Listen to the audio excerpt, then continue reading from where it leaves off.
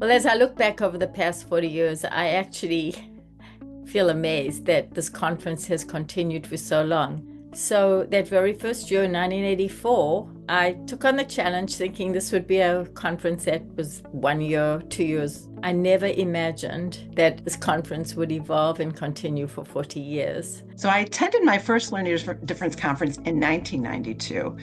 And I was very excited to be there. And what made it really wonderful is that I was hearing from the top experts in their field. These were the people that were writing the journal articles that I was reading. So I would say I've attended more than 15 times, and they to me are like the nourishment for somebody who is an executive function expert. I get to see my favorite person in the world, which is Lynn Meltzer, who is not only an incredible researcher and a guru of executive function, but somebody who has inspired me, and that inspiration has kindled my passion for what I do.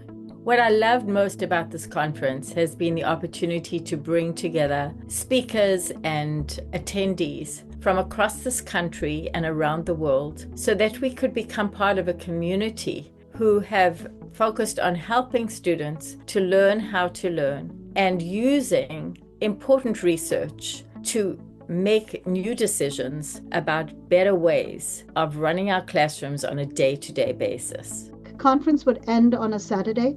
The following Wednesday, we would start planning the next conference.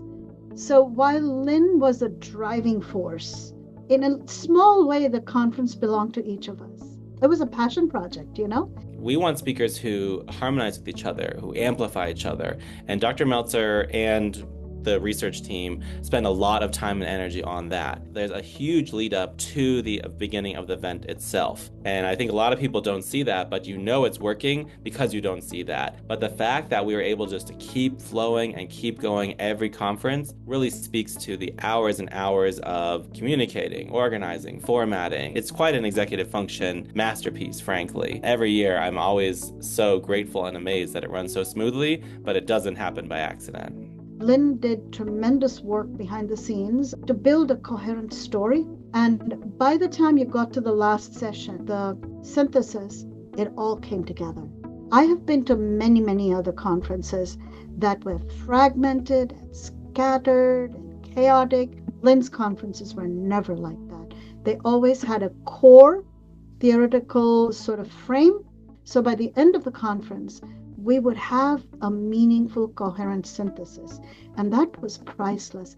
This conference helped spark a powerful shift in education as we move from deficit-based thinking to a strength-based understanding of how students learn. And even the titles of our conferences tell that story of evolution, from learning disorders in the 1980s to learning differences in the mid-1990s to our sustained focus on executive function, when this conference really began a new movement in education. But we've really grown the umbrella of what we need to understand when we're working with our students, from the social emotional perspective to the equity focus, looking for researchers who go beyond diagnosis and really help us view students more holistically. And I've definitely seen that trend in this conference and in the wider educational world as well. When I think about ResearchILD and Executive Function Conference, this annual conference, I feel it's one of the meccas of a hub to bring people together to exclusively think about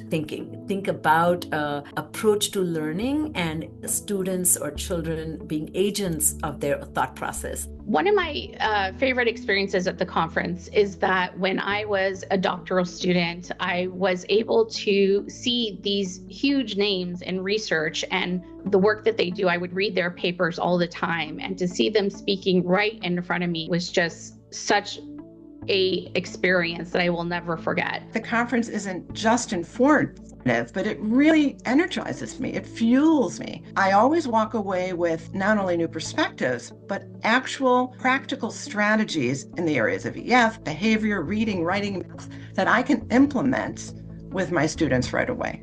I'm just thankful to Lynn and her team for so many years, creating this conference, putting on this conference, and inviting all of us to join them. I think it's been very special. So I'm indebted to all the colleagues of mine who have spoken at this conference over the years, and to all of you who've attended, and to those of you who have been alumni and attended for multiple years, and most importantly to our staff who've helped to make this conference happen. And this conference has been a part of the progress that we've seen in education. And we've helped more and more educators and more students to learn, to flourish, and to succeed, both in the classroom and in life.